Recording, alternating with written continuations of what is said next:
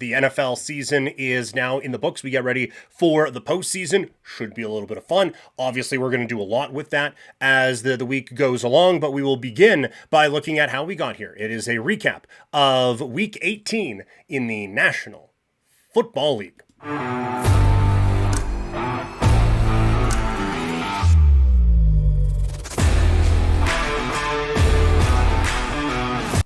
So, the NFL regular season has now wrapped up, and with it comes a few huge games. We're not going to go through every game because a lot of them didn't matter, but obviously the last one of the year did. The Baltimore Ravens lose in heartbreaking fashion, 26-24, to the Pittsburgh Steelers. And if you're Baltimore, that's just devastating. Like, just watching that game last night, and I didn't have a major rooting interest. I like the Ravens. I think if the Raiders were to fold up, Baltimore would at least be high up there on teams that I would cheer for. And I don't like the Steelers or Aaron Rodgers or anything like that. So I'm not as invested as a Ravens fan would be, but I'm not entirely neutral either. And even me just watching that game, just a roller coaster of a game where it doesn't look like a whole lot is happening. And then a whole lot starts to happen.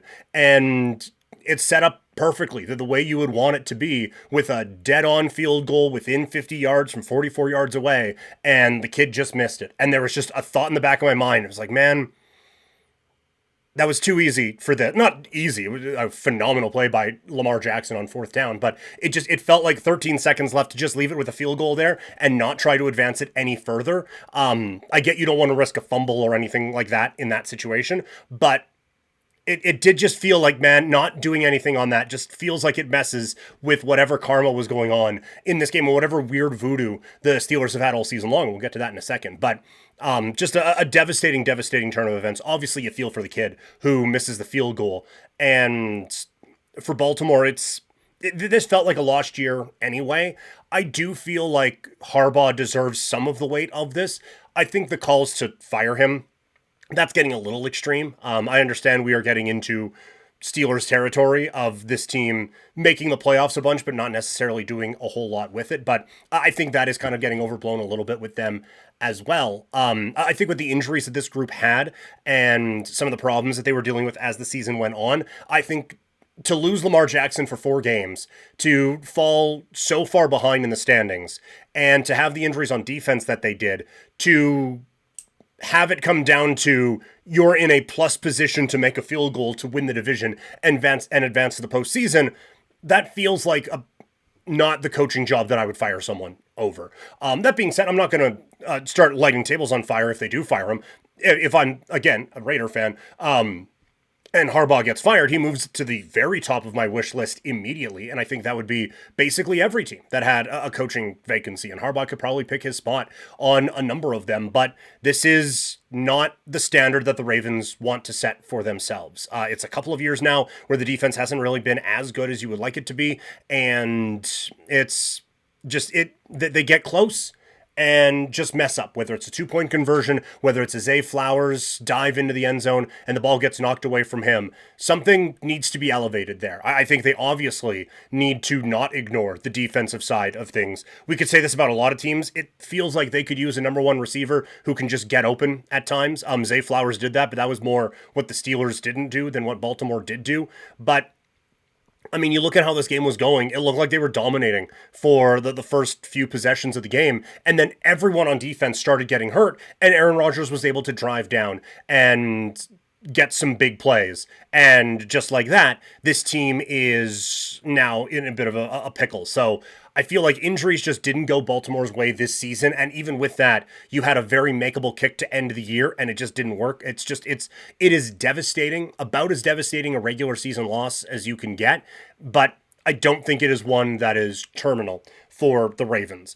On the Steelers side, like this is just the shoehorn or the horseshoe, season is incredible what they've been able to get. When you look at that, what was it? It was week 1 against the Jets, where the ball bounces like 18 times and just lands in DK Metcalf's lap. And it felt like they had games like that all season long. And now this, like, you go back, they should have lost both against Baltimore. I still don't know how the catch for Likely in the end zone wasn't a catch for a touchdown. And then this one, the voodoo that they put in the end zone with the priest and the holy water before the game, and then when he just yoink in that end zone, like it just, everything went right for the Steelers in these spots. And look, I don't like giving him credit. I try to not as much as possible. But Aaron Rodgers, against a depleted defense with the Ravens, but still, some big-time plays were made in that fourth quarter to put the Steelers in a position where a missed field goal could go,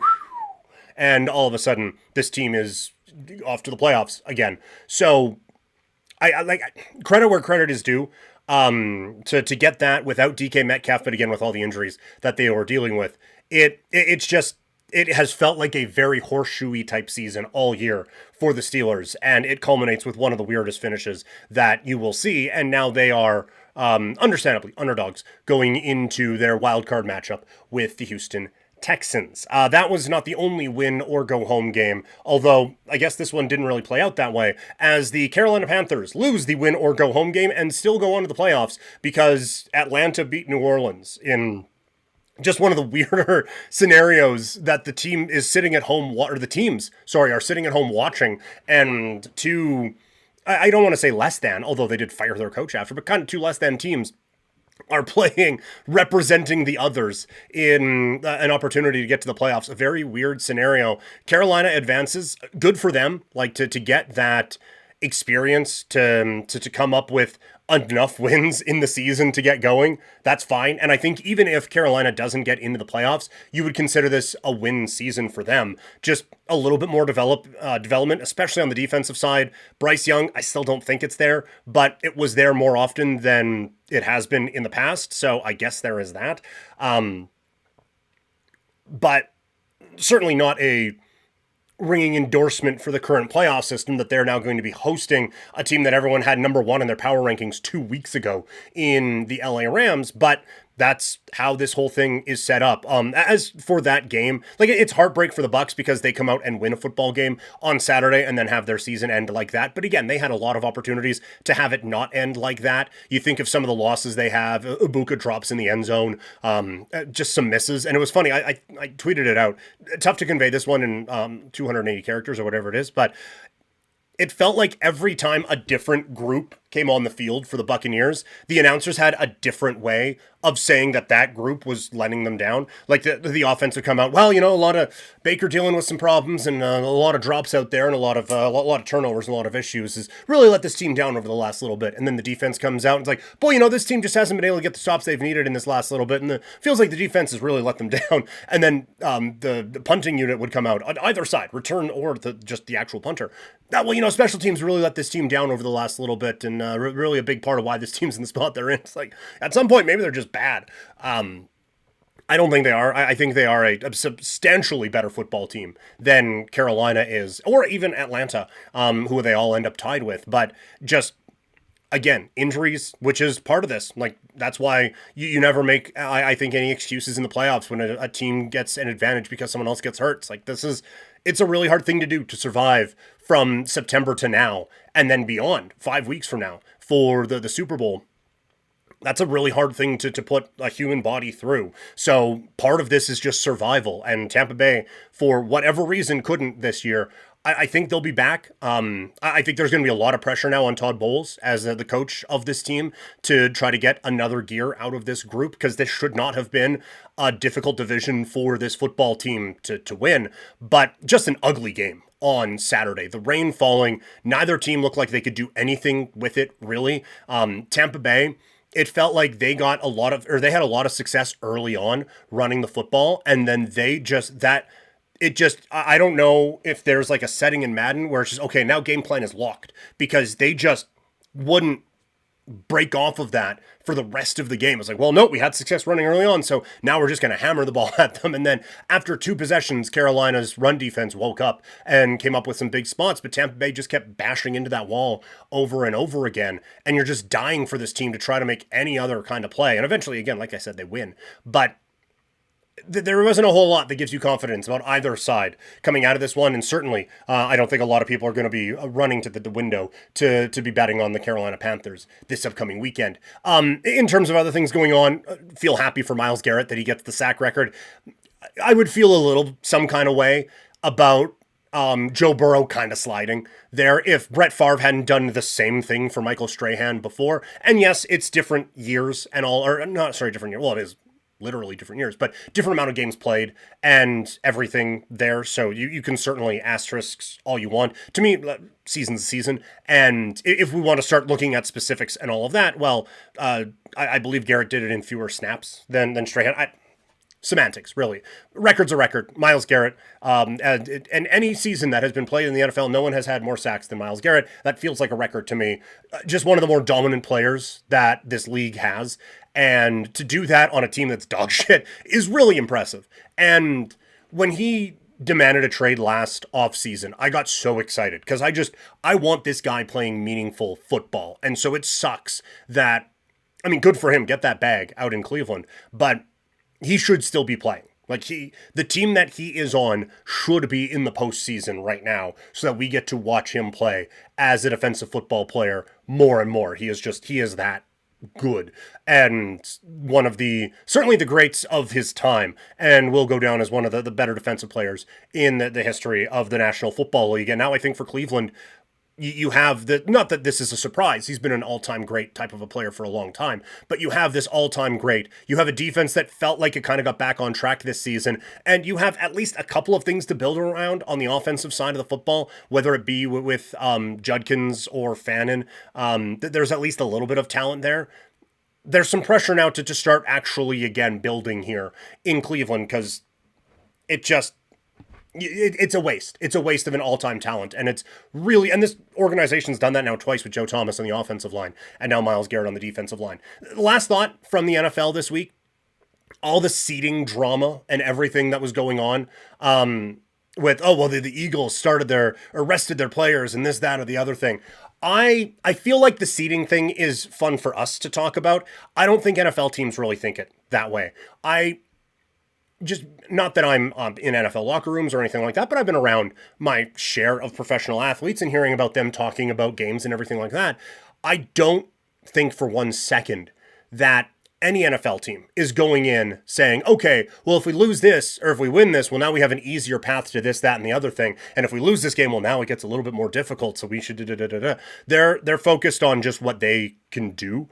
So I think the suggestion that they should have brought the starters in or played the starters in this game so they could get a better seed or anything like that, unless it's the 1 seed and you get a bye, I don't see that being the case.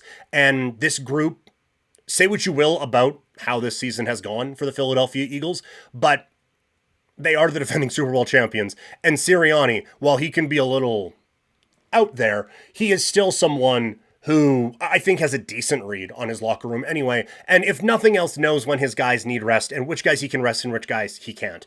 So I think you just have to trust the Eagles in this. And if they go out and lose this week, I don't think it's going to be because they did the bye thing. I just think it's been a weird season for them.